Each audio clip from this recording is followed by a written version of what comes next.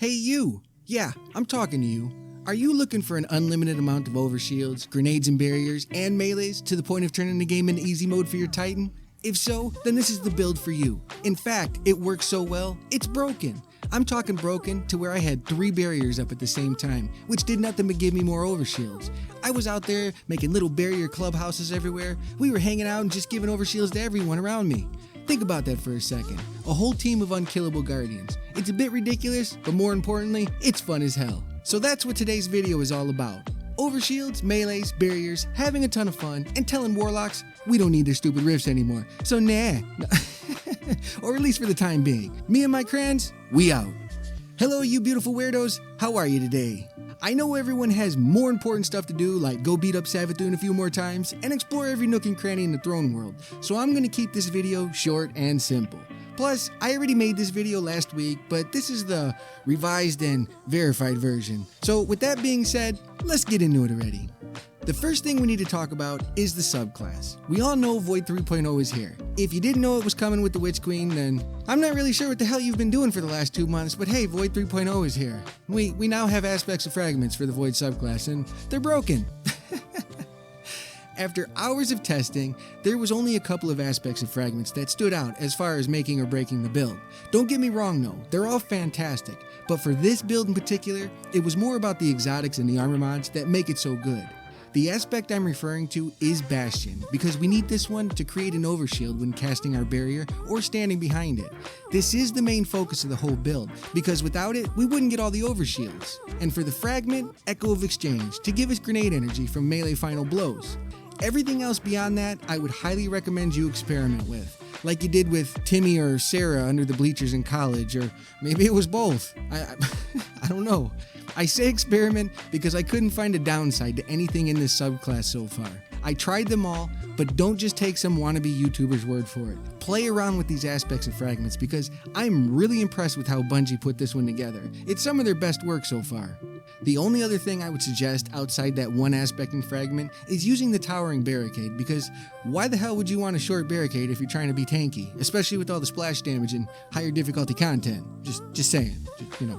Okay, let's talk armor and mods. Since this build is all about grenades, melees, and barriers, we're going to need some specific minor mods to make this flow together. This means we will need a solar helmet, void arms, and a void titan mark, or booty towel, whatever you prefer to call it.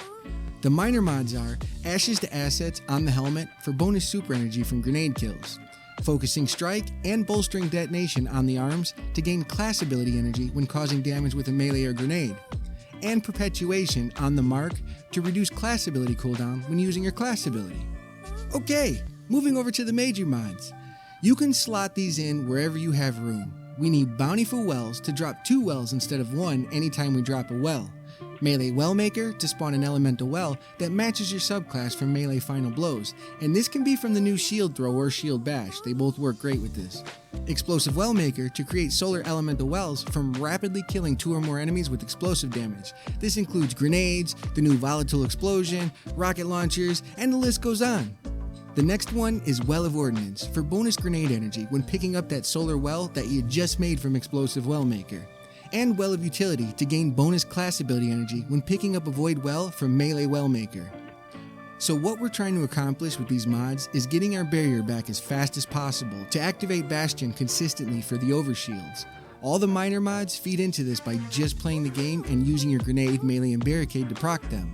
And for the major mods, all the explosions drop solar wells to feed our grenade, which in return feeds our barricade from the minor mods. And all the melees, regardless if you use shield bash or shield throw, drop void wells from melee wellmaker to just straight up feed the barricade itself from Well of Utility. It's kind of ridiculous, but again, fun. And that's all that matters.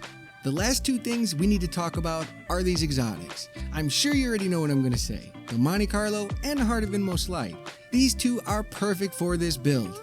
The Monte Carlo has a lovely little perk called the Monte Carlo method. It reduces melee cooldown when causing damage with the gun and has a chance to fully recharge your melee on kills.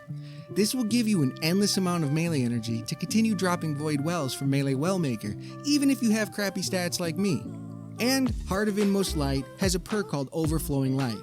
This perk empowers your other 2 abilities when using an ability. Abilities have faster regen, melees and grenades do more damage, and barricades have more hit points. That barricade having more hit points is way more important than you'd think, especially since we're going to be relying on barricade so much for overshields. Without the Heart of Inmost Light, some bosses were killing my barricade instantly in the legendary version of the campaign. These two exotics will make sure you never run out of ability energy, no matter what. As long as you consistently use an ability, you will more than likely have an ability, which in return means you will always have an overshield to take on any PvE activity. I know I said this earlier, but I'm going to stress it again. Play around with these aspects and fragments because they all work great with this build. Now, as promised, I'm keeping it short. If you found this video helpful, a like would be awesome, but more importantly, be true to yourself and be good to one another and have a fantastic day. Thank you!